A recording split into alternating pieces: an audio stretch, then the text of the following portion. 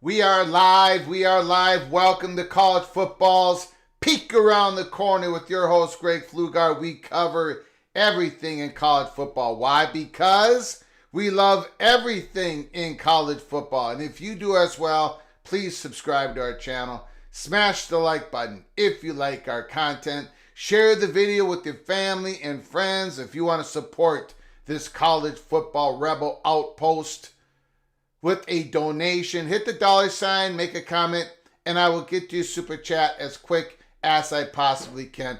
Everybody, I welcome everybody into the studio that sits on the corner of Keith Jackson Parkway and Kurt Gowdy Avenue. Do not be afraid.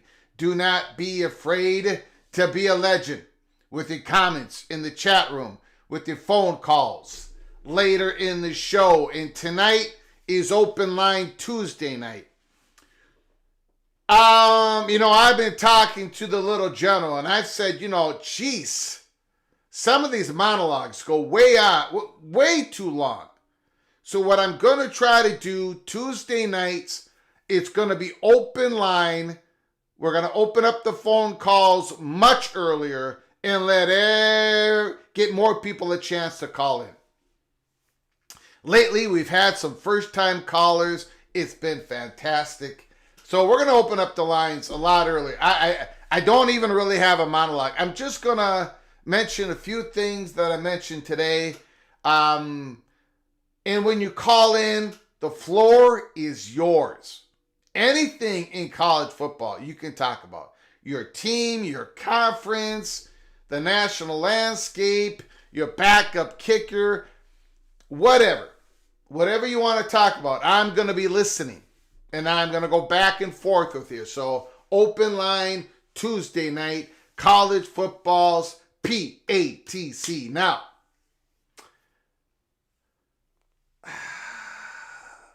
the first thing we got to do is this.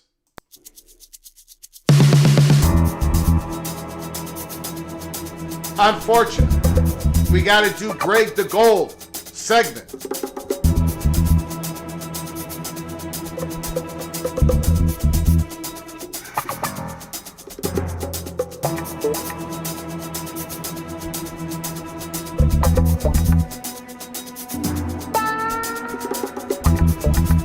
And we're going to cut that music off.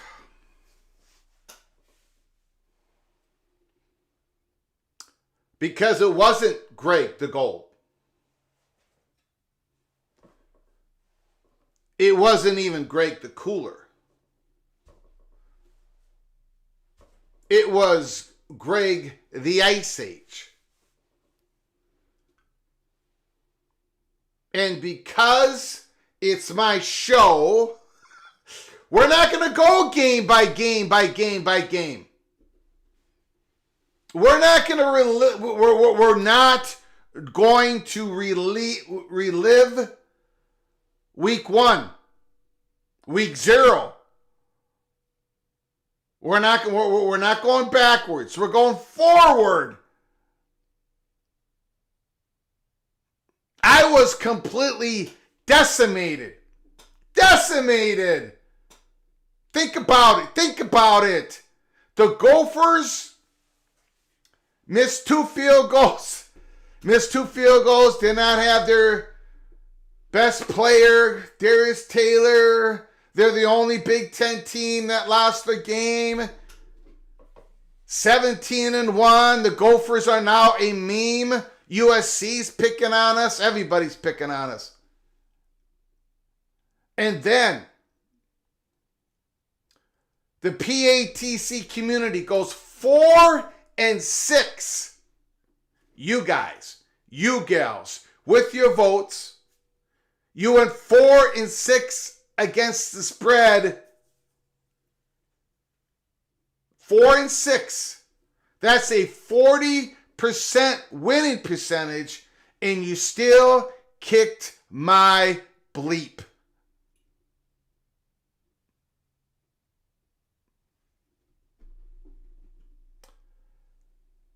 Greg the Gold's winning percentage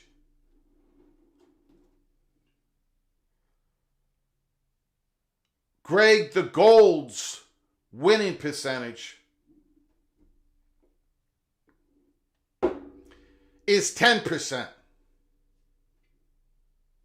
10%.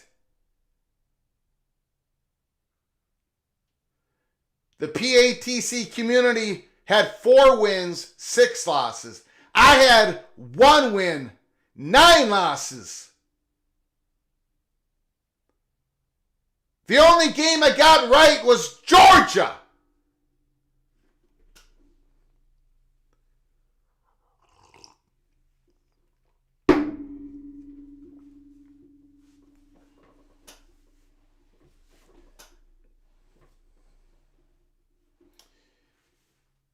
(2022), I embarrassed myself. 2023, I embarrassed myself. 2022 and 2023 where happy days are here again compared to what I've just done. So, I'm not going to give up hope.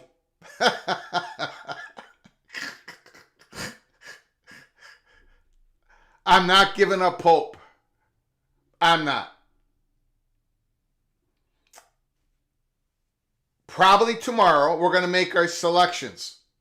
Wednesday or Thursday, probably tomorrow. I'm going to regather myself, and I'm going to come back. Now, it's going to take a long time. It's going to have to take a lot of wins for me to get back to 500. If I get back to if I ever get to 500. So this week 1. Now we've had a lot of we've had a lot of good times, right? We did 4 4 watch parties. And if you missed them, shame on you. We had an absolute blast. We're going to be doing more watch parties next weekend. We're going to be doing Texas and Michigan. I know that. I think we're going to be doing a double watch party for the noon games. Excuse me. My voice is better, but I still got a persistent cough. But the voice is getting better. So I do apologize for my coughing. So yeah, we're going to be doing watch parties, selections tomorrow, talking college football. But yeah, Greg the Gold is going to emerge. But the first week, I mean, my goodness, you can't do worse than 1-9. I shouldn't have said that. I should not have just said that.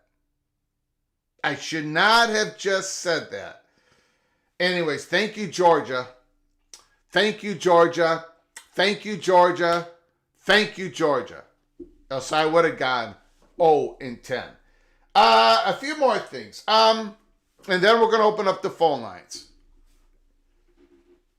We're going to open up the phones like, yeah, nitwit. Remember, Greg picked Ohio State to win the Big Ten Championship. Yeah, and I predicted Penn State to win it last year. And now Penn State looked beautiful. No, that doesn't work. Taco doesn't work. Well, maybe. I did the opposite 1 week last year, and I went 1-8. So if I would have stuck to what I wanted to do, I would have went 8-1.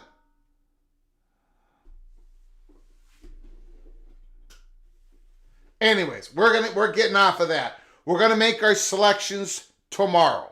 Okay? Tomorrow, Wednesday.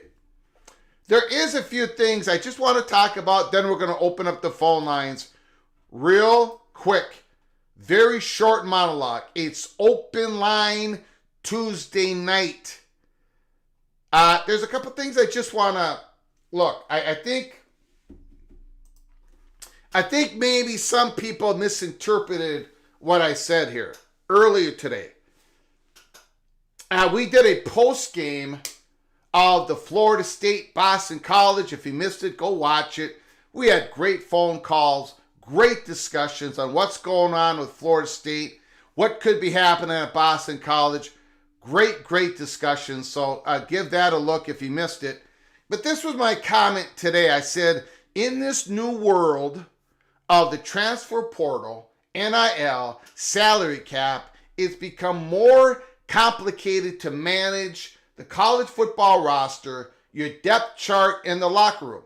It was difficult to pull DJ during the second game for Novell. Imagine the negative recruiting versus Florida State the next time they target a top quarterback in the portal if DJ was pulled. Now, a lot of people came and said, well, Greg, look, you can't sacrifice the team for the feelings of your transfer quarterback. You got to go out and win that game. So if you need to make the switch, you need to make the switch.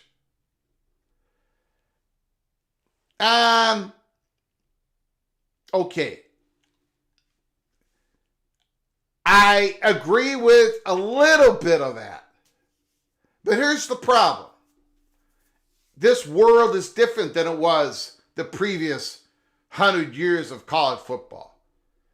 If you're going to pull DJ Ungale, if you're going to pull him early in the third quarter, you better make sure that when you're bringing in your backup quarterback, in your mind, in your heart, in your soul, if you're Mike Norvell, you better be convinced that backup quarterback is going to give you somehow going to give you an advantage over DJ to win that ball game. Like, because if you do pull DJ, you are definitely putting your football program at a disadvantage when it comes to the portal in the next couple of years ahead. If there is a top target quarterback in the portal, and whoever you have on your roster, your high school recruits haven't developed, if you've missed them, if you've missed out on it, it's going to be negative recruiting against you as a program, as a head coach. The other top brand schools are going to be saying, look what Mike Norvell did to DJ Ungale. He came in as a transfer quarterback, and they pulled him early in the second game. Negative recruiting is lethal. It happens. You know, it's one of those reasons why when people say in the chat room, like, we got to get our coach fired. We got to let him go. We can't, we got to cut him early. We got to get rid of him. Boy, that really hurts the athletic director. It hurts the program, because it's like other coaches who might be available are like, you're getting rid of him in his second year, or you're getting rid of him even though he has historically outperformed all the other coaches for the last 100, like Matt Campbell. Every once in a while you hear Matt Campbell, oh, we got to get rid of him. What? PJ Fleck, what? There's a whole bunch of examples out there. It's same with this portal thing. It is a very difficult situation to manage. If you're bringing in, not to mention the money that your collective has spent on DJ Ungale. And in the future, which is next year, which is 2025, how much money you spending on your athletes, on your roster, and the salary cap? Oh, I mean, like Nick Saban said, okay, you're going to spend money, but you better get it right. The players are going to get more and more compensation, but as you're managing your team, you better get it right.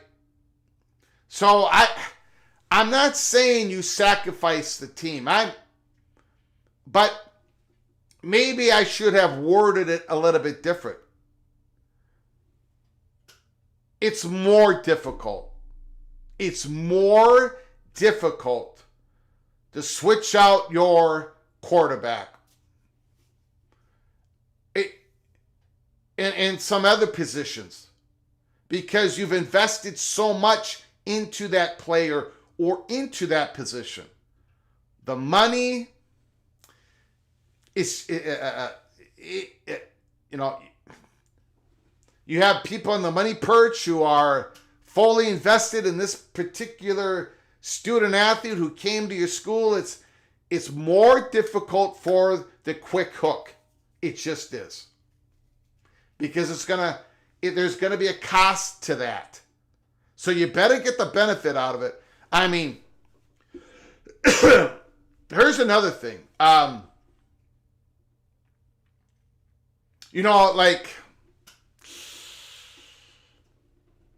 Okay, let's say they put in Glenn Brock, and he doesn't do that well, and Florida State still loses, and it's a tough spot to put Brock in.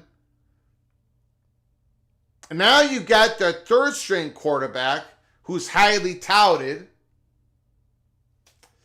who is saying to himself, man, they went to Brock. And I mean, I agree with not pulling DJ Ungale. I think you're going to have to let him play it out a little bit longer. You're going to have plenty of time during the middle of this, in the second half of the season, to get your second and third string quarterback in there. That is my opinion on it. I'm going to I wait to hear what you guys think about. And also, let me go to one more subject at hand that I mentioned today. Then I'm going to go straight to your phone calls. Excuse me. Straight to your phone calls. One more thing. Again, I'm reading. There's these people who for whatever reason, they believe they've been told, or they've really got, I'm sorry to say this, they've got unbelievable bad sources, whatever. The whole idea that Fox is not interested in Miami, the market, that's not the issue for the Miami Hurricanes to get into a Power 2 conference when the ACC implodes. As I tweeted out earlier today, Fox is not an issue for Miami to secure a Big Ten invite when the opportunity arises. It's about how the dominoes fall ahead of Miami, which is unknowable at this time. I know this is college football's peek around the corner. The best peek I can give you is Fox would have no problems with Miami in the Big Ten. I've given you that peek months and over a year ago. Just like I gave you the peek that Fox wanted Oregon for different reasons. And the same people who are saying that the Big Ten never wanted Oregon are the ones who are saying that the Big Ten doesn't want Miami. And I got to say, they're consistently wrong. So I guess that their consistency is a positive. It isn't. Fox is not the issue for Miami. Miami's not worried about Fox. Miami is not worried about the relationships with the Big Ten. Miami is not worried if there are a fit in the Big Ten. They're just unknowable about the larger dominoes that would fall first. You got Notre Dame, the decisions that they have to make when the conference implodes. North Carolina, and I got +1 or more. North Carolina and the connective tissues attached to North Carolina. What is their ultimate decision going to be? And then it gets to your Florida State, to your Clemson, and to your Miami. But Miami does not have a Fox issue. Miami doesn't have a Big Ten president issue. Miami doesn't have a relationship issue. Miami doesn't really, and I'm going to get everybody in the chat mad at me when I say this. Miami doesn't even have a stadium issue. I mean, they have a stadium issue, but not in regards to conference realignment. I'm sorry,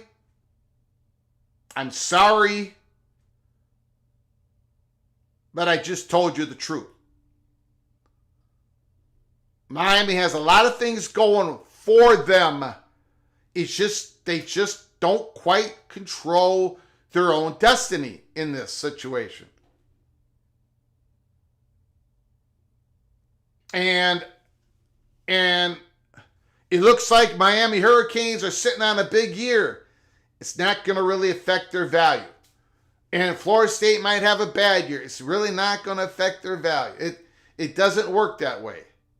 But I can tell you that Fox has no issue if the opportunity arises, if the opportunity exists. Miami's not going to have a problem with Fox. Okay, so we're going to open up the phone lines. I'm not going to waste any time.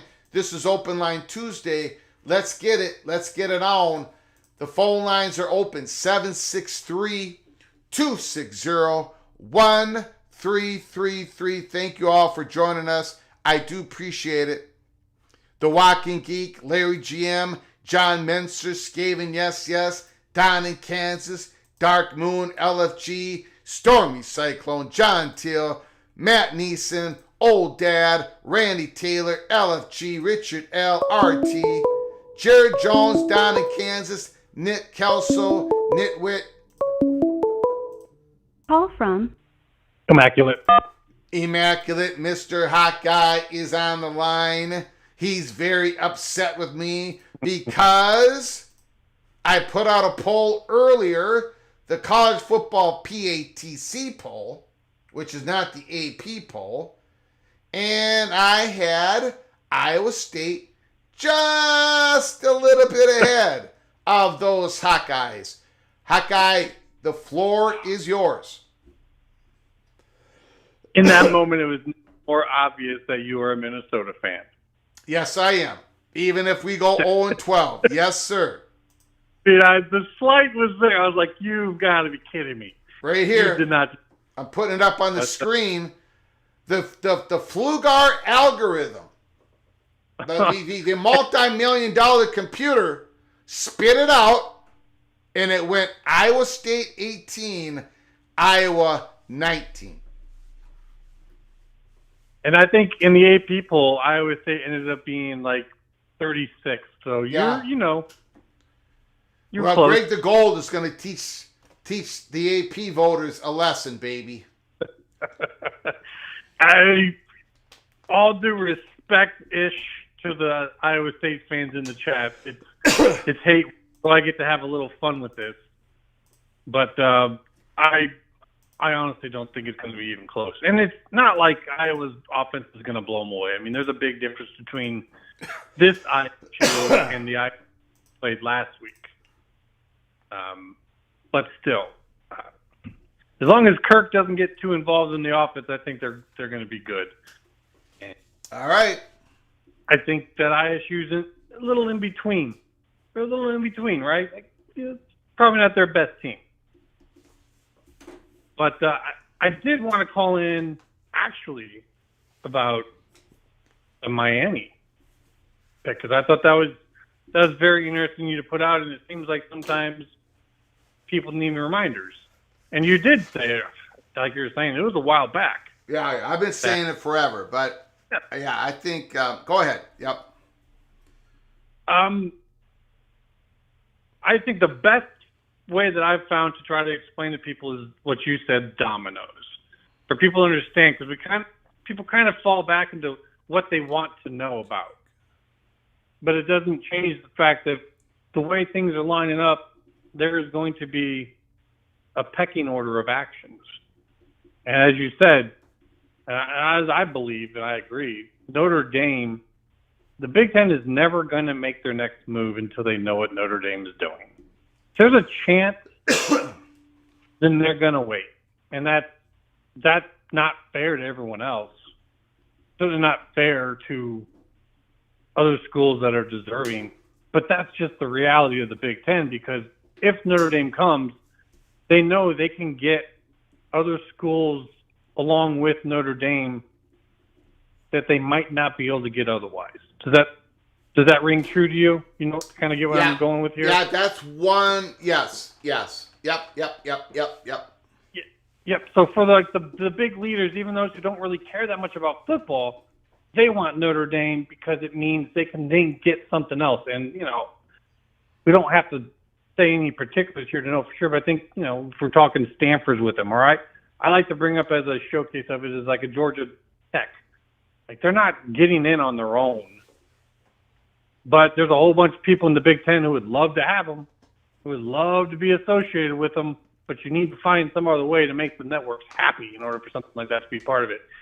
And Miami's kind of strange. They're like they've got TV value, and they've got some value to the conference in terms of their business. But overall, I kind of feel like they're going to need Notre Dame to say, yeah, we want them to come with us too. And if Notre Dame decides to do their private thing with the ACC, sure, however that goes, then I think Miami's there with them as well. Because I don't know how much they don't pull as a main value, do they? Do you think so? I mean, or are they more of a complement, a supplement to someone else? Like, where do you see Miami's value to the Big Ten?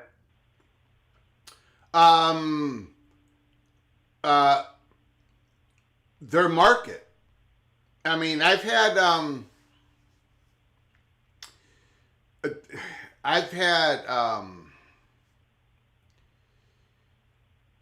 the big yeah.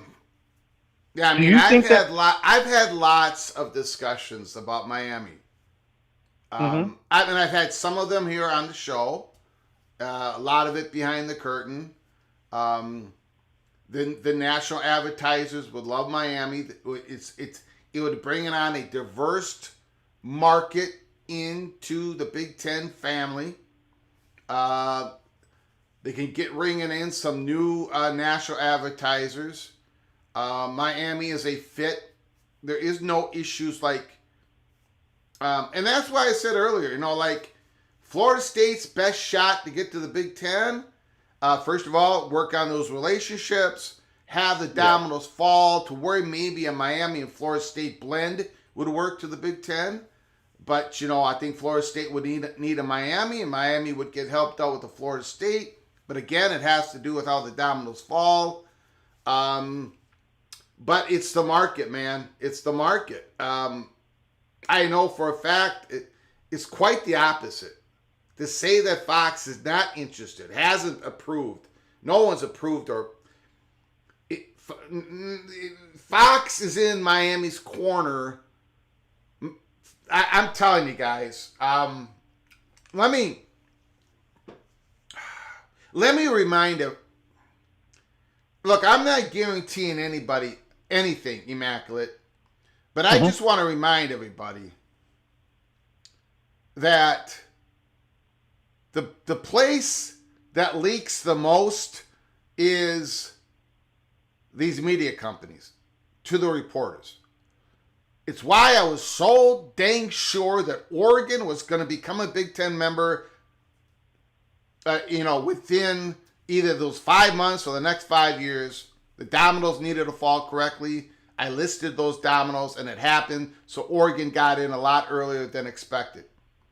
But Fox wanted Oregon. Fox wants Miami for different reasons than Oregon, but they want them. They're in their corner. It doesn't mean Miami's going to get there. They need the dominoes to fall for them. But yeah, Fox wants Miami. That is about as, of all the things that I'm sure of, that's probably the most thing I'm sure of. So I just had to put it out there again today. And that's great. And then I don't want this to come across like I'm pushing back, but I just want to... No, you can if you want. No, you're not sounding like you are, and it's okay if you were. Would you, the best value that I see out of Miami as a fellow Big Ten guy is why I would want Miami is for them as an away team. I think everyone, and maybe people in other parts of the country don't quite understand, Miami has kind of this aura, from what I've told to people up north, maybe in the Midwest, whatever. And I think that we would love for them to come to our stadium. The idea of Miami coming to play at Kinnick, I don't know why. I get a little freaking giddy about it. And honestly, I don't feel the same way about Florida State, although that would be pretty damn awesome too. And the reason why I bring it up is if it's the market, doesn't Florida State get you the market as well? I've never really heard that the University of Miami gets massive following in Miami. Now we're talking about, networks like it for advertisers. It's certain people they want to reach through advertising. Yeah. That's my point is I believe you. And I agree that the networks want to get down there. And I think they like Miami because, like I said, I think that's who Notre Dame would say. I think Notre Dame, if they were ever to say yes, they would point to Miami and not Florida State at this moment. I don't know if that's even true or not. That's true. That's true. Yeah. And that's why I think that, because they want a Florida school for all of that. But I think that if Florida State was the one picked, I think that still gets them in Miami, maybe even more so, because that city is almost kind of like New York in that it's extremely diverse in where people come from. A lot of people have moved there and brought their taste with them. So, but I'm with you. And I tell people, you got to understand, there's dominoes to this. And last thing, I'll get out of here, but Thursday, you got any plans? Yeah, when is that? I haven't really found out exactly when the live stream is. Yeah, but it's going to be live streamed. So Yeah. if someone knows, that would be great if they called in and said that. But that is, and it could be nothing. It could just be, she may not make any kind of a statement with it, but if it kind of seems like the feeling is that she's going to overrule whatever objections are there and kind of give a statement of, this is what we're looking to do, but there's going to be a process to get there. Because everyone needs to know this, because we're not going to get that finalized until next year. Yeah. They do not have that time. There's no time to wait till January or February. Yeah. So I think Thursday is going to be a very big deal, something to watch. I would say more so than any of the Florida State court actions, and that's nothing taken away from those.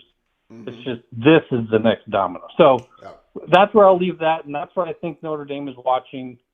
We got to get those NLRB cases, and they got to figure out what the heck they're going to do, and then we can finally move. So really appreciate you coming on, man, talking with you as usual, and I look forward to seeing what people have to say. You got it. Appreciate it, Mr. Hawkeye.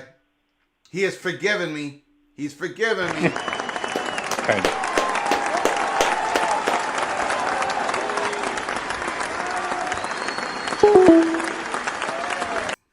He's forgiven me for my rating of Iowa just behind the Cyclones. Jimmy gifted a membership. Holy smokes. Call from Anthony Manzano. Anthony, can you hold on for one moment? I got to get caught up here. Okay. I appreciate it. Thank you very much. Jimmy gifted a membership. Holy smokes. Jimmy, once again, thank you for your incredible generosity. Carson was gifted a membership.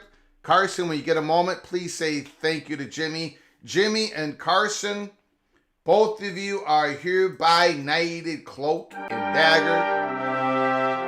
I do appreciate it so much. Jimmy, thank you so much for your support of this channel, helping us keep the lights on. Thank you so very much. Appreciate it. And then Anthony Carlson, Mr. Spartan. I gotta mention something about the Spartans here. Gifted 10 memberships. Holy smokes. Mr. Spartan did it again. Don Scruggs, Georgia Bulldogs. 991 Go Blue Michigan. Cranky Tiger, Edward Kennedy, Kaufman, Moses Vaquez, Lewis Duke with a big second half victory. DW, Noel Ramirez, Bob Husley. You have all been gifted a membership by the very generous, kind Mr. Spartan Anthony Carlson. Anthony and all the names I just mentioned, you all are hereby knighted officially cloak and dagger. Now,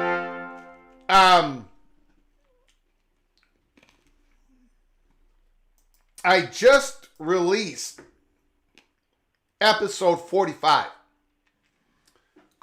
Early peak cloak and dagger for members only was released, I don't know, maybe 30 minutes before we came on live. So if you are a member of the program, go check it out. And then keep your head on a swivel out west. If you are not a member, go to our YouTube channel. Go to the link provided under the description box and hit the join button and become a member. Okay? And more is coming.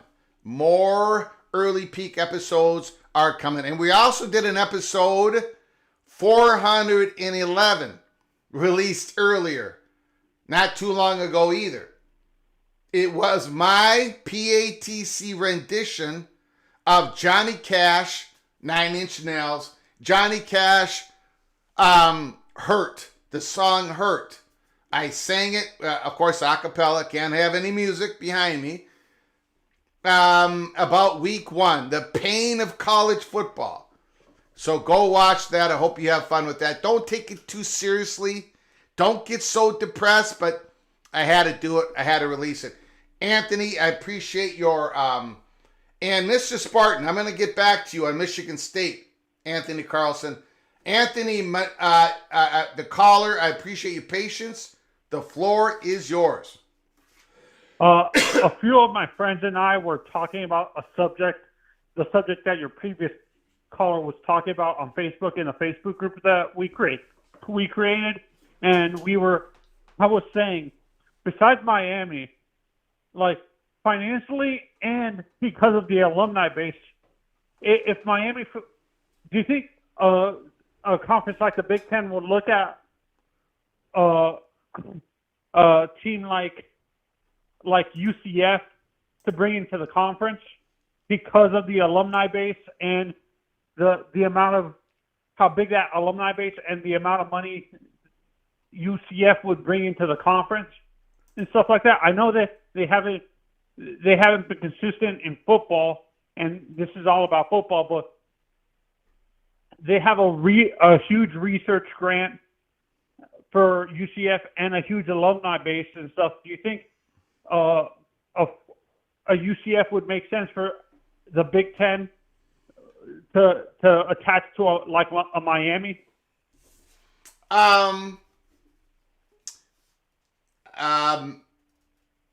No.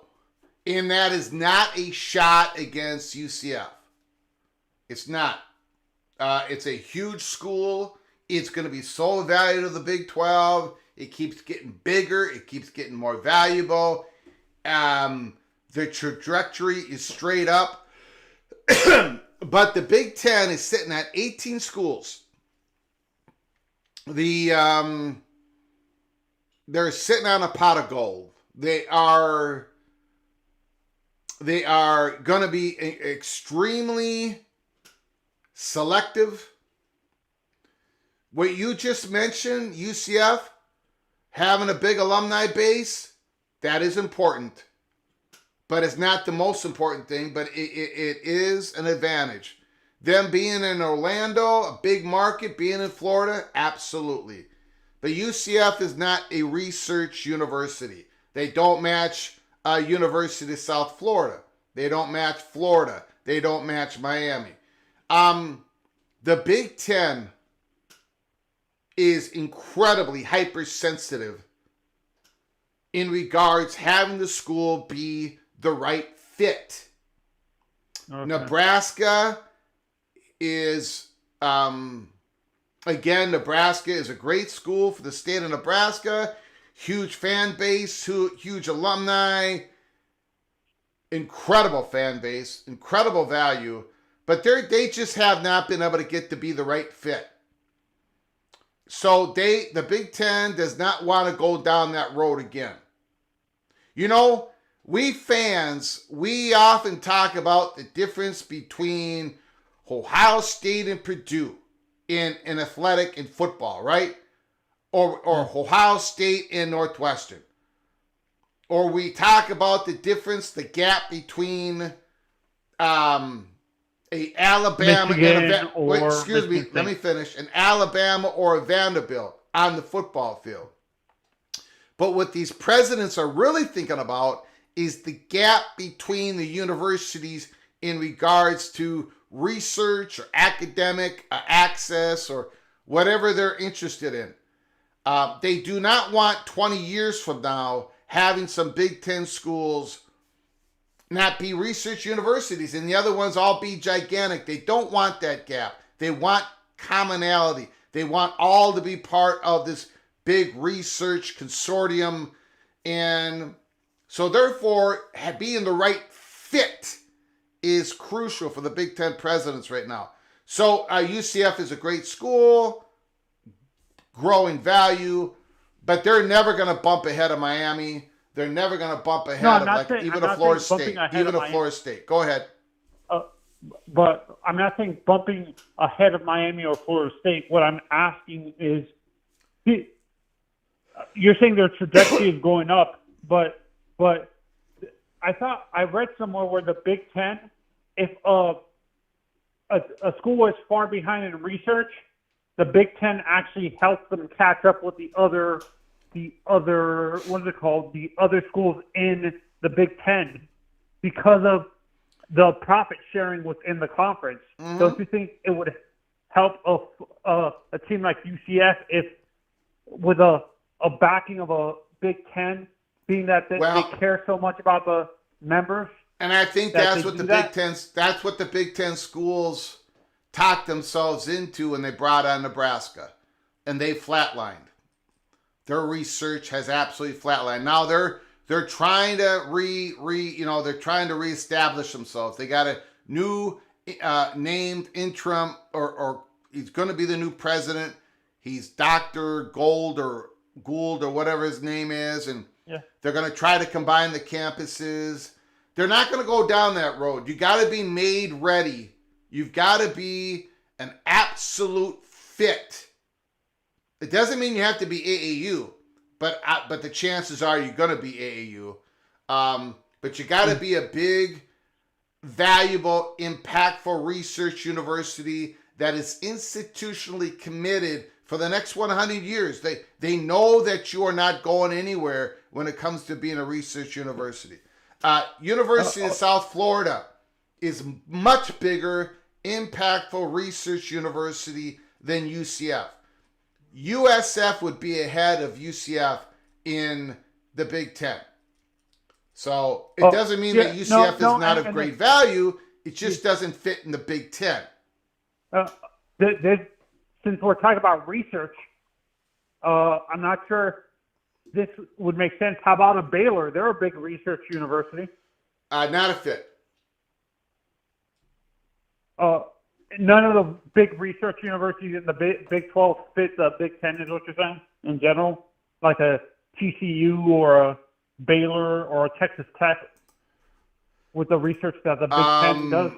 I think the Big 10, all of them are fine schools. We're talking, these schools do incredible things. I'm just saying the Big 10 is at 18 schools, and they're going to be looking at Notre Dame and North Carolina and Miami. Yeah, and it's just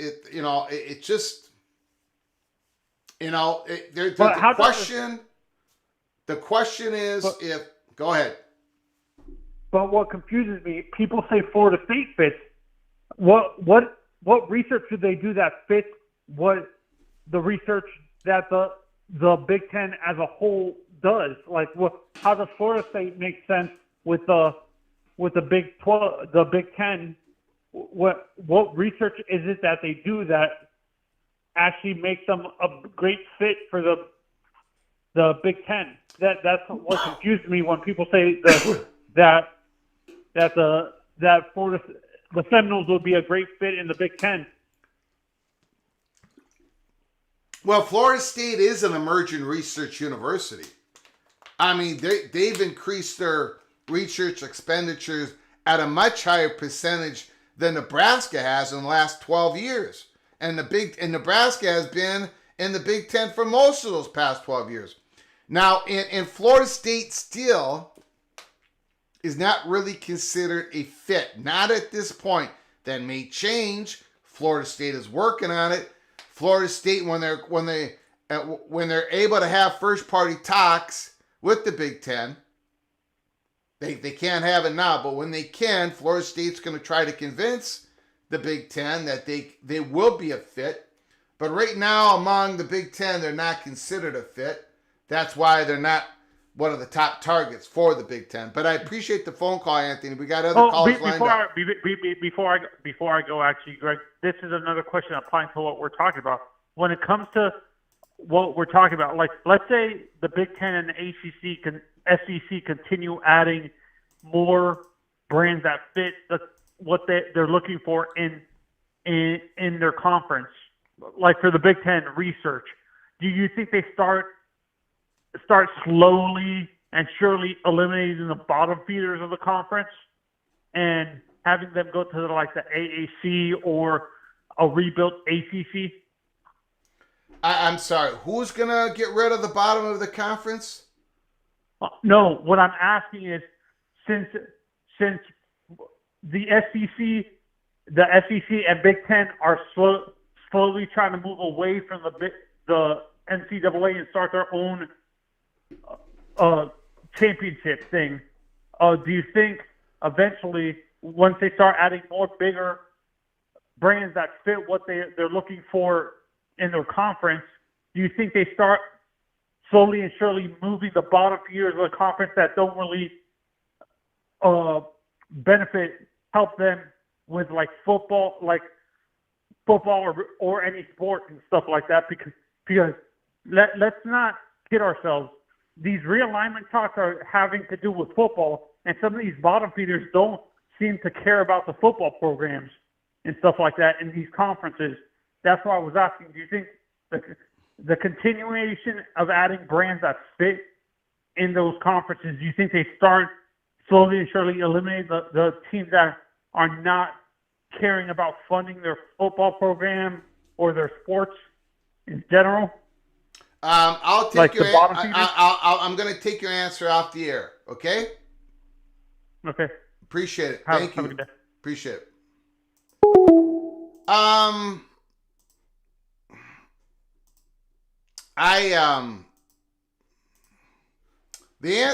The short answer is no. Now, could there be a Super League created 2031 where the top half of the Big Ten and the top half of the SEC go and splits off and combine forces? And yeah, I guess there is a chance, and we'll cover that here at Peek Around the Corner, and I'm going to try to give you the best peek in the business. I don't anticipate it happening, but sure. Is it possible? Sure. But the Big Ten is not going to kick out teams. The SEC is not going to kick out teams and then add other teams.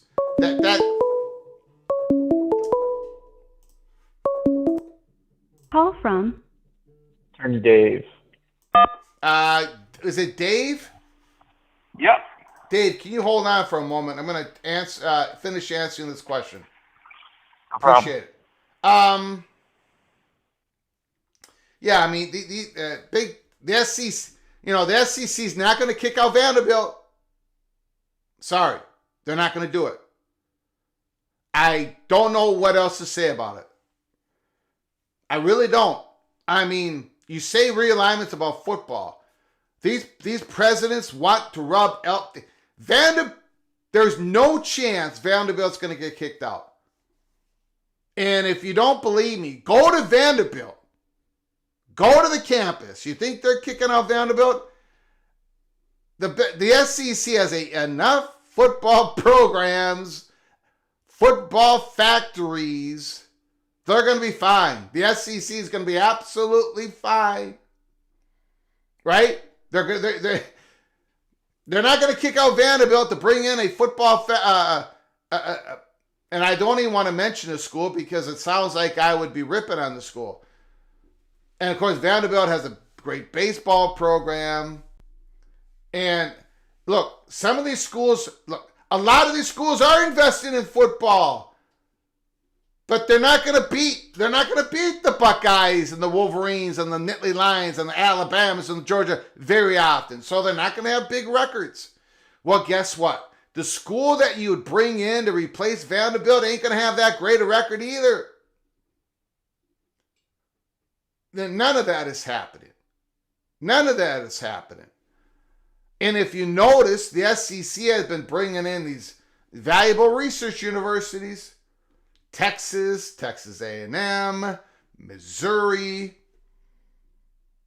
and they're going after North Carolina and Virginia. If that doesn't tell you where the SEC is looking at, they're looking at bringing in non-football factory schools in their next expansion. That's their number one targets because there's other things that are really important to the universities.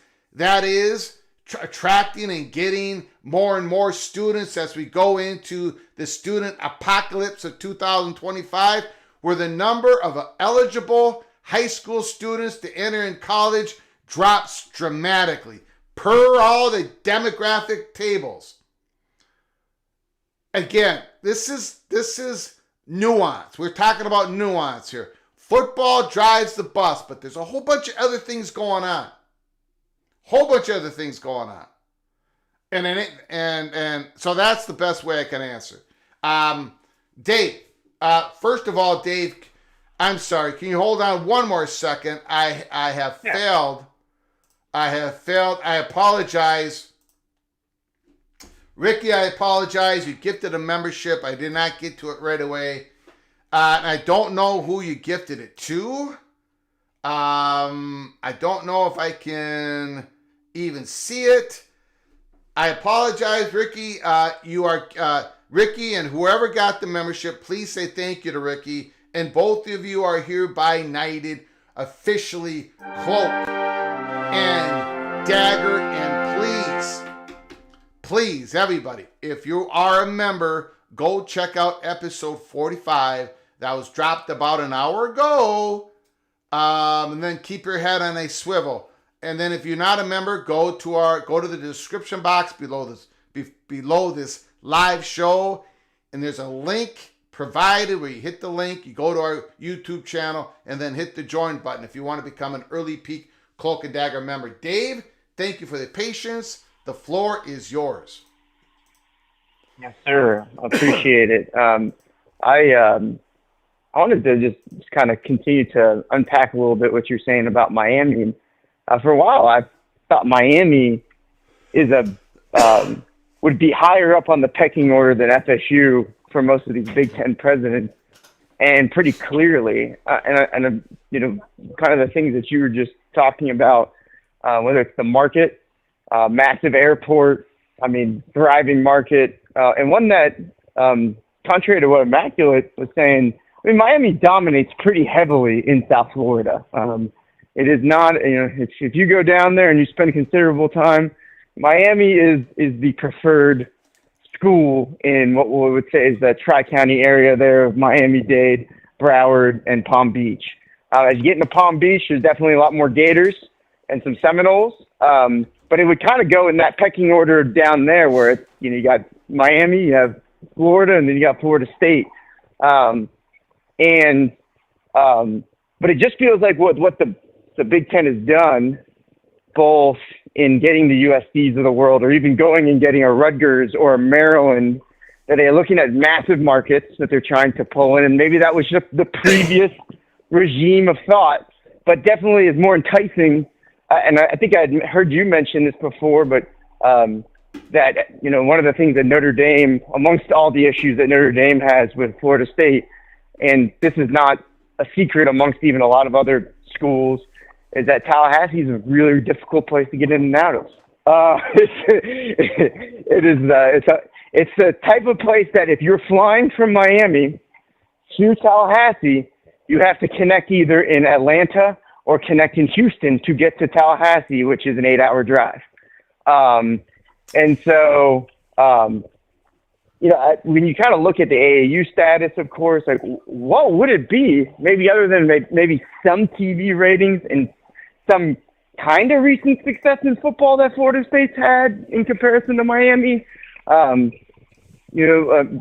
not much more in the last decade than Miami's had. They both kind of had some problems. What would it be that Florida State would have an advantage of with Miami at this point, maybe than other, maybe a little bit more in the TV rating side? They would have TV ratings. They would have, ticket sales. They buy the T-shirts. They probably would be more willing right now to at least travel. Florida State has advantages. Miami has advantages. They have advantages in different lanes, and that's why I said if the dominoes fall correctly, they would be a type of Oregon and Washington blend that would scratch most, or if not all, the backs of everybody that has to be in supportive of another Big Ten expansion, i.e. the media partners and the Big Ten presidents. That blend could possibly do it. So now I have made it. I have made it no secret, Dave, that the issues, Florida State is not a top target not really a target at this point for the Big Ten. And it has to do with relationships and institutional fit. And there just happens to be other schools that are higher on the target list. Miami would be higher on the target list for many of those boxes that would have to be checked off.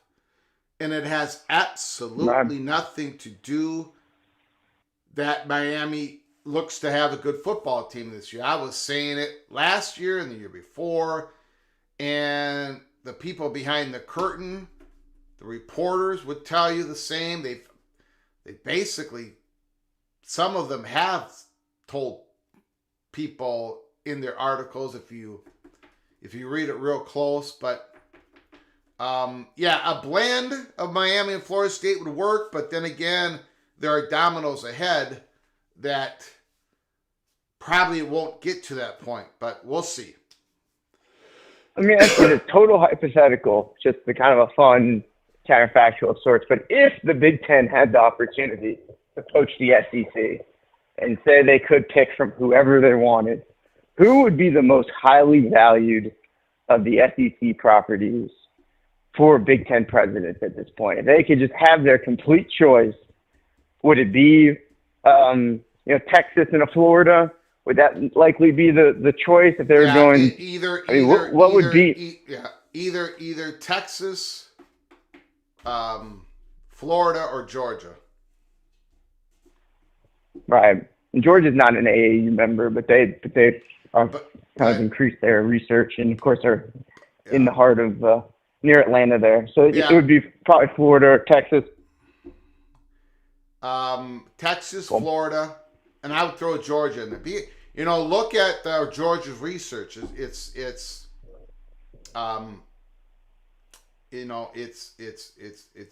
pretty good. I mean, it's decent. So, but like a school like, go ahead.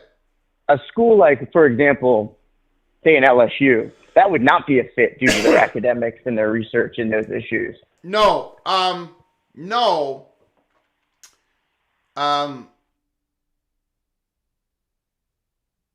Florida State is kind of an interesting institution. They are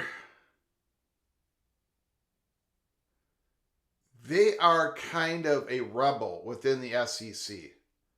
They really don't. From all the discussions I've had, and I've had a million of them, they're not really part of any faction in the SEC.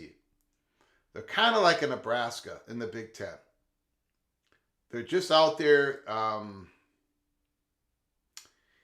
So they don't really play the game politically, that institution in the SEC. Which institution? Which institution was it that you were mentioning? LSU. LSU, okay. Yeah. But the kind of the academic fit and those things would also kind of prohibit. Yeah, I don't think they would be a fit. No. Right. What about I know I'm just taking you down a kind of a fun hypothetical path. So like Alabama with all their football for years and years, but they're pretty, their academic issues as well that they have. I mean, would a brand even to the level of Alabama, do you think that they could get Big Ten presidents looking past all the academics that they value, or is that wouldn't even fly most likely? I don't really know, and it's never going to get to that point. So I don't know. I think maybe they would be like an Oklahoma. I know the Big Ten would have been very interested in a Texas-Oklahoma situation. So right. So that's kind of the blend like you're talking about of having a partner that makes sense and that kind of holds up a little bit of what you need. Yeah. All right. Thanks, Greg. I appreciate it, man. You got it. Appreciate it. Thank you. Good call.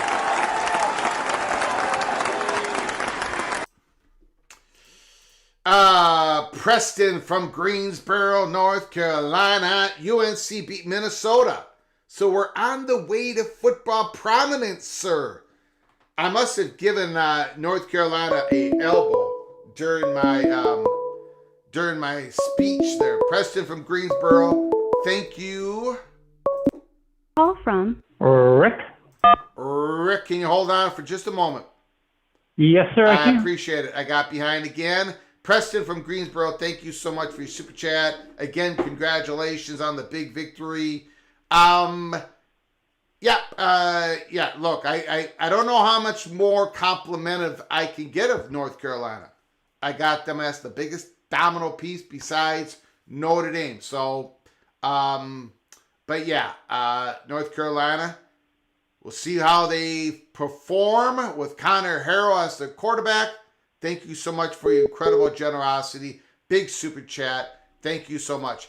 Eric Ruby, I don't see how UConn football can hit the 2031 Big 12 investment benchmarks and pay the 20 to 30 million house settlement as an independent for 6 years as well. I don't know what those investments are. Obviously, the state of Connecticut is going to have to get involved. And they've already been involved, I think. I think they've given them, I better not say it, but some financial benefits at very low cost to the institution. So I don't know what the investments are. I don't know what the benchmarks are. And I don't know how much the institution and or the state of Connecticut is willing to throw in. But I would agree independently as a standalone athletic department, a standalone fan base.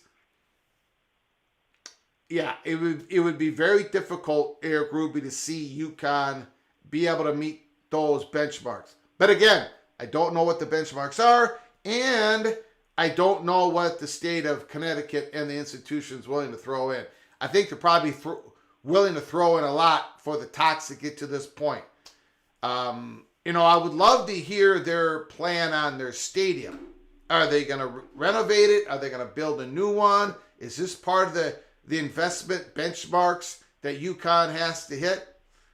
But I haven't heard any of that being reported. Thank you for the super chat, UCF. I appreciate it, Mr. Ruby. Okay, caller, the floor is yours. Let it rip. Greg, I got a yes or no question for you. Beautiful. Does the North Carolina Tar Heels, do they know what they want?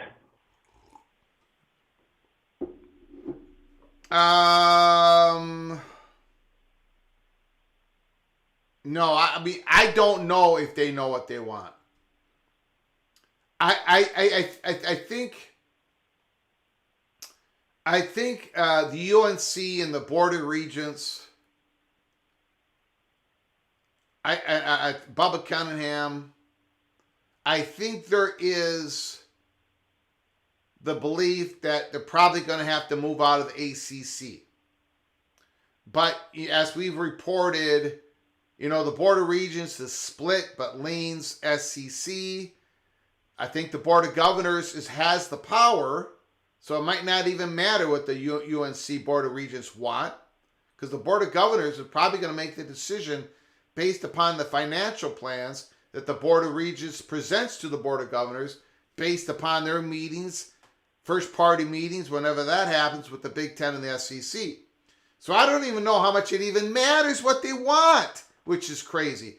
And then throw into the pot we know for 100% sure, this is what we do know. We do know that the boosters are split. Most of them want SEC. There are a few that want the Big Ten. And there's some of the big boosters and some of the fan base, especially the older fan base, that wants North Carolina to stay committed to the ACC. So you have a potpourri of everything being mixed in there. So back to your question, do they know what they even want? I don't know. That's a great question. I do not have the answer. And I asked it because it's important that they have an answer to that question. And I understand that you don't always get what you want when you want it, but you still got to know what you want. And sure, the Board of Regents and the Board of Governors and all that messy stuff are things you may or may not have some or maybe little control over. But you got to know what you want. Yeah. Do you want the ACC in a reconstructed way? Do you want the Big Ten and the beautiful academics that come with it and the quality athletics? Or do you want to keep your Southern roots? Yeah. I mean, I don't have an answer. The only thing is, I don't have an answer. The only thing is I can say is, we reported this probably over a year ago by now, but we believe the Board of Regents leans SEC. So I think they want the SEC more than the Big Ten. We believe the Board of Governors would want the SEC more than they want the Big Ten. We believe more of the boosters would want the SEC over the Big Ten. But I think all that can change. Like I've said, I don't think the door has closed on the Big Ten and North Carolina because I've been told the Big Ten is going to target North Carolina. That's their number 2 target besides Notre Dame, of course. So, and it just might depend on what the Big Ten and the SEC will offer North Carolina. Who comes with North Carolina, right? And then they're going to know what they want to do. I would. So I don't know if they know what they want, and I don't know. And maybe their mind can change even if they thought they knew what they wanted at this point. I know that's not a good answer, but it's an honest one. Well, I appreciate that. That's exactly what I'm looking for, is the honest answer. Yeah. But it's a really sloppy way to go about business. I understand. I totally understand and compliment the Tar Heels for having the Big Ten and the SEC duke it out for the best offer. Yeah. But you got to know what you want. Yeah. You should know what you want in the end. Yep. Okay, I love the show. Talk to you later. Appreciate it, sir. Thanks for the call, man. Appreciate it. Beautiful.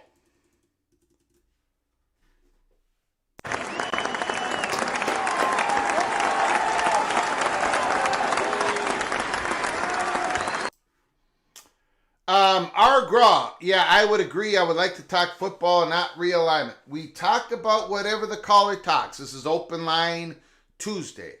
So, Graw, if you don't like it, you don't have to be here. Now, I talked about football for months as well. I broke down every conference. We had every live show every Monday. Call from Nitwit. Nitwit, can you hold on a second? Hold on a second. I don't mind the criticism, but hold on. Hold on. Now we're in the season and football still isn't being talked about. I had 4 watch parties this weekend. 4. Each watch party is over 4 hours long. 4.5 hours. Now, our Graw, tell me, what other college football YouTube channel had 4 watch parties this weekend? Let me give you an answer. 0. Nobody talked more football than this college football. I had a post game last night. 4 watch parties and a post game. And you're telling me we don't talk football on this channel?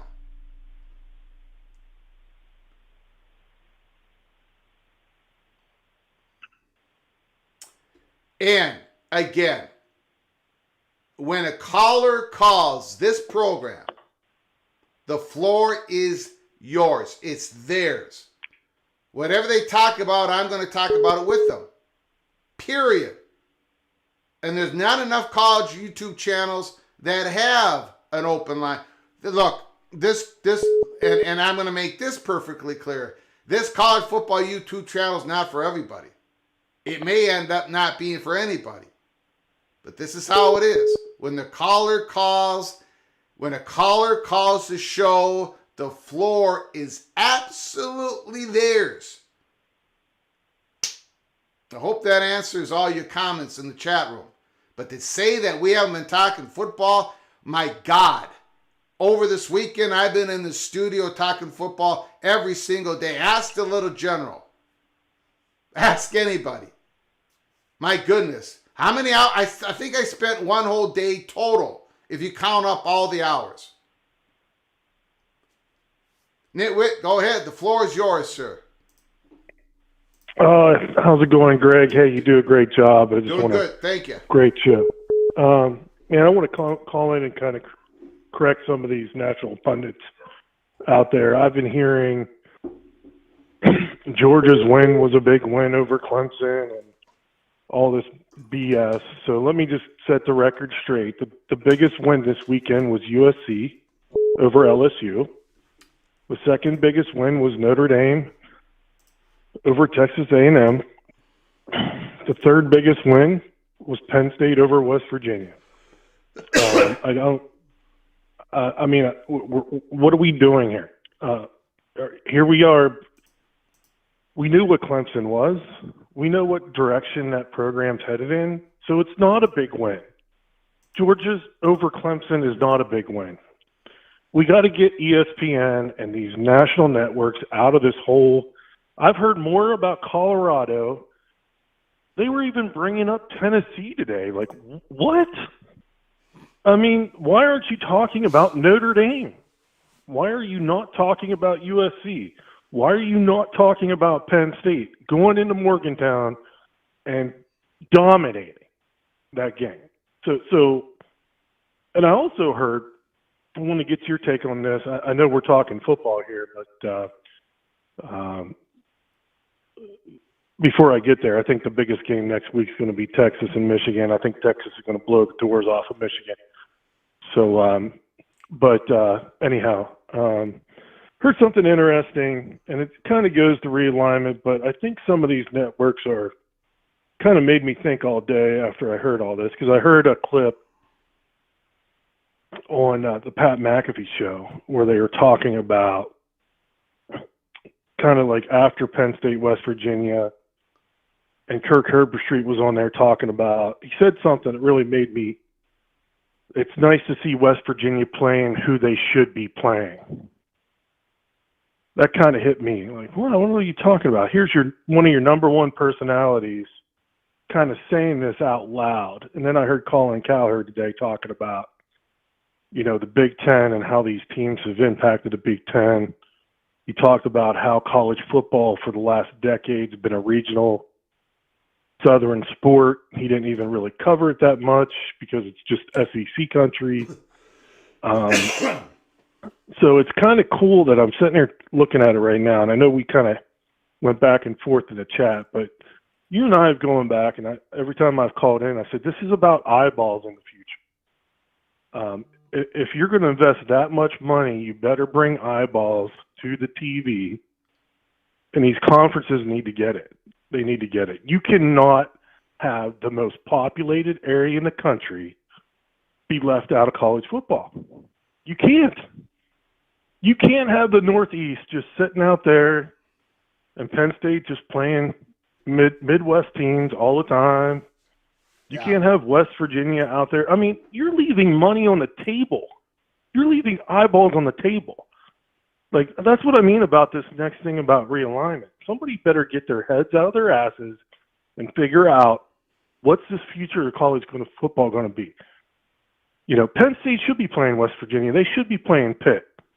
They should be, somebody brought up in the chat, can you imagine Notre Dame and Penn State at Yankee Stadium? Can you imagine that? Yeah. I mean, how many eyeballs would be on? You would get New York would be going crazy. The last time Penn State went into the Meadowlands and played USC, it was like huge. Like, I just think like this whole hodgepodge. You have these ESPN's loyalty to the SEC, like they were talking about when Notre Dame was beating Texas A&M. They had these things scrolling on the bottom, like touting the SEC. Like, we got to get out of this, man. We got to get out of this. You know, like a Penn State fan, like I know we're talking about North Carolina and realignment. They don't do anything. You bring Miami into Happy Valley. You know, you bring Notre Dame into Happy Valley. You bring Pitt into Happy Valley. You bring West Virginia into Happy Valley. You're going to get ratings. It's going to fill the stadium. Like, I just don't understand why they don't get it. You know, I mean, those old rivalries were there for a reason because people came and watched them. People watched them on TV. You just let them, you're letting money on the table. And it kind of frustrates me. I heard that this morning. It was kind of cool to hear Kirk Herbstreit say that when he said West Virginia's playing people they should. Wink, wink. Then Colin Cowherd saying, you know, college football over the last decades kind of became a regional sport. I mean, look what happened in NASCAR. Yeah. You know what I mean? So, yeah. You know, I just want to hang up and hear your thoughts on that. And thanks a lot, Greg. I agree.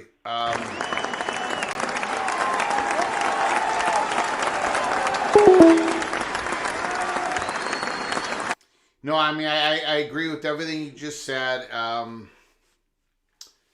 It can't be just a regional. And, you know, again, you know, the Big 12 went national, the Big 10 went national.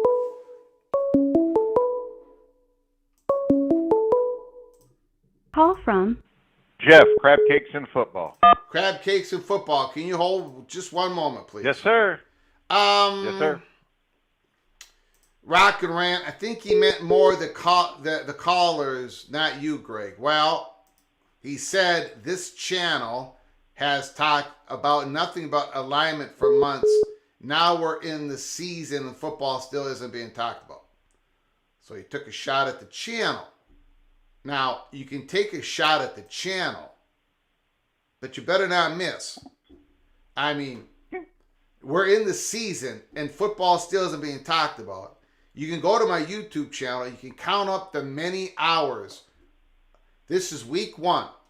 And I've been behind this mic, been in the studio. Count up the hours and let me know who's been talking more about football than I in this channel. I mean, we're literally hanging by every football play.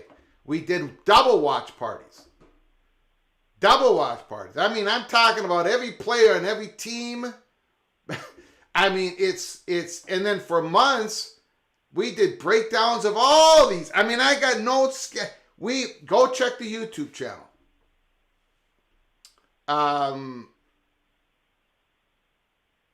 Yeah, I'm sorry, but that is, I don't know how much more. There's no way we could have talked more football. Go ahead, crab cakes and football. The floor is yours. How you doing today, man?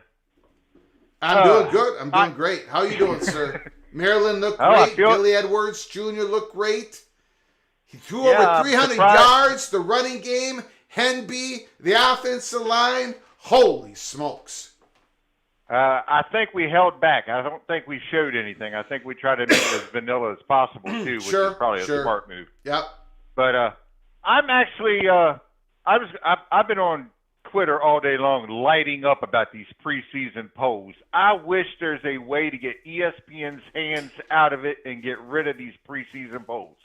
Because, like Florida State this year, you got 2 teams with a top 10 win, and they're no longer even a top 10 team, but yet they're getting credit for a top 10 win.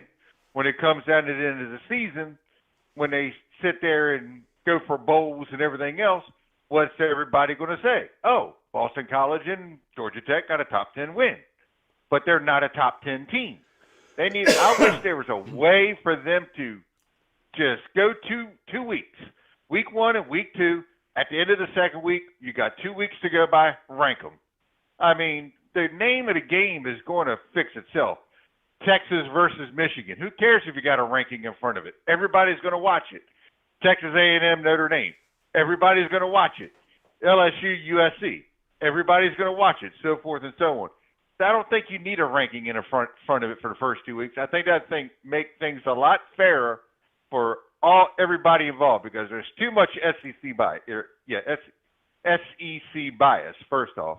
And then, I mean, it's that is the thing that I'm riding right now. It is absolutely driving me nuts to see the way, because today's AP poll came out. They still got Clemson 25th or whatever after getting blown out by Georgia, just saying it's another game, but yet USC beats, LSU, which I think was a lot better team, and they only go up to 13th, and that's all they basically did was swap positions. And then they're making sure you get Tennessee in there. They're making sure you get Ole Miss in there. They're making sure you get Missouri in there, who none of them beat anybody of any sort, really. I mean, they played FCS competition. Yeah. So that is the horse the mountain that I'm willing to die on right now is that them getting rid of these preseason polls, because I think it damages the sport when it comes down to the end of the season. Because let's say my Terps or Purdue or Nebraska or somebody who's not in the top 25 right now just happens to make a run for it. Look at the mountain we got to climb in order to even get mentioned. Meanwhile, you get teams that are already up there that have to fall out like FSU did, and others that have already got a loss. And that's driving me nuts. But as for my Terps, I'm proud of them. And like I said, I think it was a pretty vanilla game. I don't think we really tried to show anything. Yeah. And we played 72 players and got a lot of time for everybody. And I really like what they did for that one wide receiver for Maryland who lost his father 2 days before the game or something like that. And he managed to get a touchdown. So that was kind of cool. So, but that's my rant for today. No, and I think you're representing a good portion of the college football fan base with that rant. So I think you did. I think you were representing a whole lot of people. So good job, sir. Well, I try to. I try to be level-headed. I don't try to be biased towards my Terps too much. Everything. But for a Terrapin, you're pretty level-headed. I try to be. Because, I mean, what are we going to brag on? We had nothing to brag on for 50 years. The last time we won a championship was in the 50s. Yeah. So. Yeah. And then if you're talking about basketball and everything else, that's a lot sooner. But for football, we're getting better. So we got a long ways to go, though. But, all right, man. That's my rant for tonight. I'll let you go. All right, thank bye. you.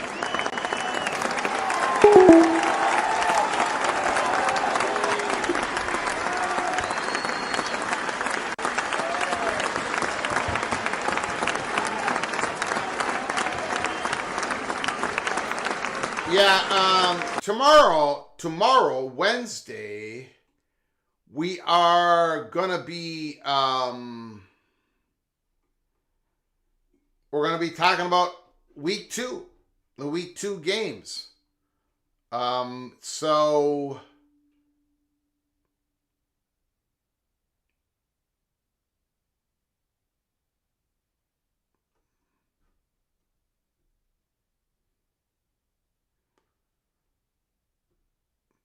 oh, I didn't even see this. Call from Handbook. Go ahead. The floor is yours. Hey, how you doing, Greg? Good. I'm doing good. How you doing, sir?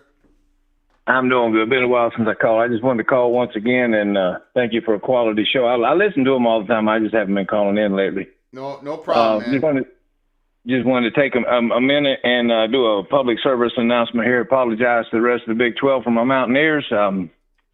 That being said, I'm not sure anybody else in the Big 12 could have handled Penn State last weekend. Them boys are. I feel bad. I feel bad for the Big 10. They're coming strong. Yeah. Well, hey, I mean, just listen to this, man.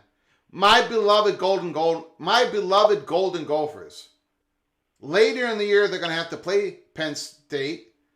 And then early in the year, they're going to have to play USC. Did you see how those two teams played? So I did. Look, I seen them in Minnesota. I watched the Minnesota game. Y'all didn't look bad. I mean, we were pathetic. We're going to get run over. We're going to get run over, backed up, run over again, backed up, run over again, backed up. So, but and I'm sorry. I was trying to be nice, Greg. I really was. Yeah, okay. You was being nice to my Mountaineers. I was trying to return the favor. I appreciate that, man. But we're in trouble. There's no question about it. Yeah, I'm feeling the same here. I think I'm hoping we just had a bad day. I mean, we'll find out in a couple 3 weeks when we play Kansas, but we'll see. We didn't look good at all last weekend. I don't know if they listened to their own hype or their own smoke or what was going on there, but they sure didn't show up ready to play. Anyway, listen, real quick. Yeah, go ahead. Real quick, I know you got a lot of Big 12 fans listening to this show. That's where I learned about you, was through other Big 12 fans. Yeah. I was just letting everybody know we don't have, as you know, we don't have a TV program. We don't have a Big 12 today, nothing like that. But Yomart just started a live Big 12 radio program. It plays every morning, Monday through Friday. People want to just it's on TuneIn. I just turn it on in the morning and as I'm doing my work and leave it playing in the background. I thought other Big 12 fans might like to know. They just started like less than a month ago. Are you enjoying it? Oh, I love it, man. It's quality broadcasting, actually. The guy's doing a great job. He covers every team in the Big 12, and it's very informational, and keeps it update and lively. And I have nothing in it. You know, I'm just a West Virginia fan here from Podunk, Florida, but I'm enjoying it. I thought other Big 12, there's not a lot of information out there. If you're not listening to your show or some of the other ones, they're just kind of, locked on or something like that. There's just not that much Big 12 information out there. Like you said, everything's SEC and a lot of Big 10, which it should be. I mean, they dominate, but I mean, this is something good that was for the conference. I thought other people might like to hear about it. Yeah. And that's called, what is it on TuneIn? It's on TuneIn. Yeah, okay. It's called Big 12 Today. Yeah. Yeah. Beautiful. It's actually they said it was TuneIn's first live sports show that they've had. Everything else is like precast, Yeah. Whatever that means. But anyway, listen, I love the show. I want you to make sure you listen to what I'm about to talk about next, okay? So good deal. When you hang up the phone, I listen to every show you put out, so I might not call in, but I'm listening. I've got something here, okay? All right. Good deal. I'm going to go disconnect. I'm going to have to hang up the phone. I'm going to have to I appreciate the call, man. Thank you, brother. Bye. Got it. Okay, we're going to have to stop the phone calls here. We're going to have to stop the phone calls.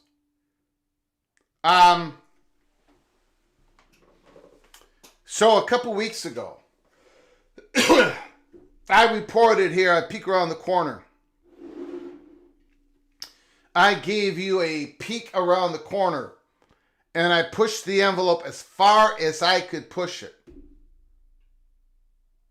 And I said that there was a conference or conferences with a media partner or media partners that are looking for new revenue streams. One of those new revenue streams was to have football games played on non-traditional days during the calendar for college football. And then the other big news was the conference or conferences with a media partner or media partners working out a deal with a possible flex weekend, a semifinal weekend. Now, I did a live show on that. I did a breaking news, started at 9:30, live show. John Wilner today in the Mercury News, talking about how the Big 12 using the Sunday of Labor Day weekend. The opening weekend of college football season is wide open. No NFL games. In our view, this is today, John Wilner, the Big 12 should take over the day with the doubleheader. Yep, drive the Big 12 flag deep in the wide open terrain, provided by the Sunday of the holiday weekend, the only Sunday in the football calendar does not feature competition from the NFL behemoth, and make one game, if not both, a conference matchup. And remember, we said conference games, that the conference or conferences we're looking at, conference games in non-traditional days. But that's now I'm going to push the envelope even a little further. Since John Wilner publicly put it out there, I'm going to push it even further. I cannot be blamed. I think my sources are going to be good with me because it was put up by John Wilner. I can tell you this.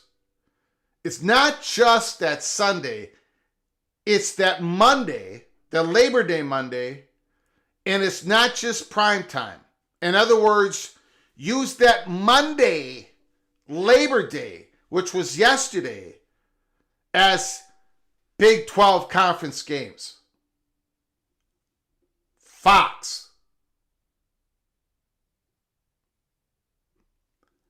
That's not all. Again, John Wilner of the Mercury News, and I didn't know he put it out there until just now. If I would have known, I would have led off the show with it. This is what we reported a couple weeks ago. He doesn't have all of it. He may have all of it, but he may only be able to say some of it. This is how it works. Okay, but that's not all. Now remember, when I put this information out there, about a week later, I said, okay, I'm going to push the envelope even a little bit more, and I'm going to tell you guys that this conference or conferences with the media partner or media partners, I can tell you one of the days, Thanksgiving Eve, that Wednesday night. And then a bunch of people in the chat room said, well, that would probably have to be an in-state rival game. And I said, yeah, probably. John Wilner. Today, Mercury News, the night before Thanksgiving. The Wednesday of Thanksgiving week is the greatest untapped broadcast window of the entire football schedule. And then he goes into, the difficulties of doing it. But that is going to be I'm going to go ahead and say it. He's saying it here. And then he talks about Sunday nights. We saved the most radical idea for last. It's sure to elicit ridicule.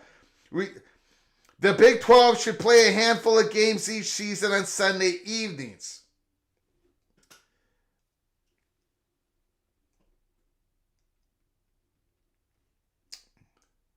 It would be one of the most boldest counter-programming moves in sports history.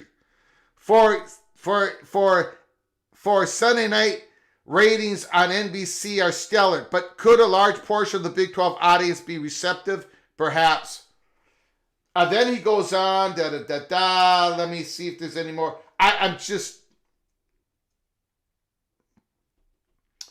It would allow for Fox to promote its Big Ten game the following Friday. Okay. I don't want to read go to Mercury News, John Wilner. Today he reported what we said 2 weeks ago. And a lot of you picked up on it.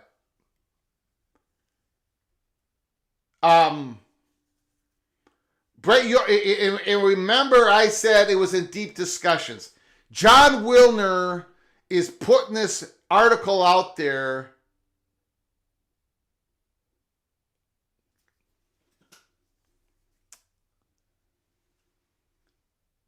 like he's saying maybe the Big 12 should think about it.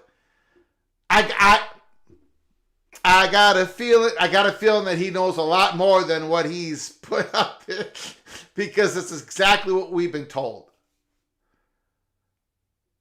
And since he's put it out there, I'm going to go ahead and just blow this door wide open. It's the Big 12 and Fox that are thinking about having non-traditional football games on the traditional calendar. Non-traditional calendar. Thanksgiving Eve, Sunday, Monday, Labor Day weekend, Sunday nights. It's exactly what John Wilner just put in his article today, is what I was referring to you a couple weeks ago. That was the conference, and the Big 12 was the media partner. But what he did not have in that article, was the flex weekend. The discussions about having flex games somehow, some way, last week of the season, possibly having a semifinal weekend. He did not get to that. I think maybe that was embargoed. I don't know. But look, so this is starting to get out there. And we were the ones that provided you the peak a couple weeks ago. And then last week, or it was 2 weeks ago, we brought up Thanksgiving Eve. I said, I'm going to say this one day. So again, yeah, I said that out. So here is the other part of it. And I mentioned this on a recent live show. Fox and the Big 12 are talking deep discussions on this. And I know John Wilner's portraying it as, oh, these are ideas, and they're more than ideas. There are deep discussions, just like I reported you a couple weeks ago. This is not just some ideas, and the talks are way beyond deep discussions. In fact, I said that you're going to be hearing about this either during probably this college football season, and no later. But the other part of this is UConn. You remember, I did a live show called The Dance. The dance between the Big 12, Fox, and UConn. And I said it's much bigger than UConn and the Big 12. It's this too. It's all of this. You know, UConn could be a willing participant to play on Wednesdays in 2031 and beyond, because no one else wants to do it. There is so much to this. The Big 12 is trying to get more revenue streams. So they're trying to create more value to its media partners by filling up non-traditional college football dates. And this is a Fox Big 12 initiative. This is not ESPN, as far as what we've been told. Same with the potentiality of the week of the flex weekend, the possible creation of a conference semifinal. That is a Fox Big 12 discussions. I wasn't going to do this tonight.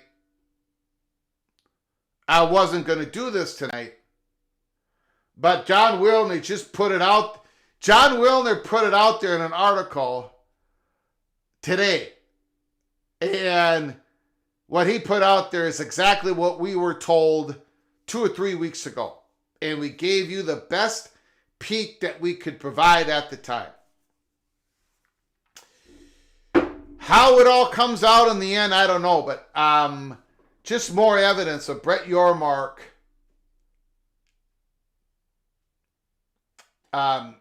he's working a lot of different angles right now. Lots of different angles. So Yeah.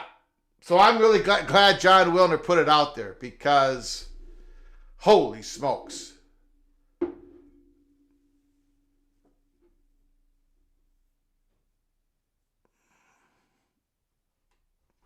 So I think we're going to end the program with that. I'm probably going to talk about that John Wilner article tomorrow. A lot of people dropped off our show. We're going to bring that up again. So anyways, if you're new to the channel, please subscribe. Smash the like button if you've liked our content. Share the video with your family and friends. Thank you for the donations. They help us keep the lights on. Thank you for the great comments in the chat room and for the tremendous phone calls. I do appreciate it. Open line Tuesday night. We got more phone calls in. I love it. We're going to cut it off a little short. I got to pick up the little general at work. But I do appreciate you all coming on in. College football's peek around the corner. Until next time, please, you all take great care of each other. Thank you so very much.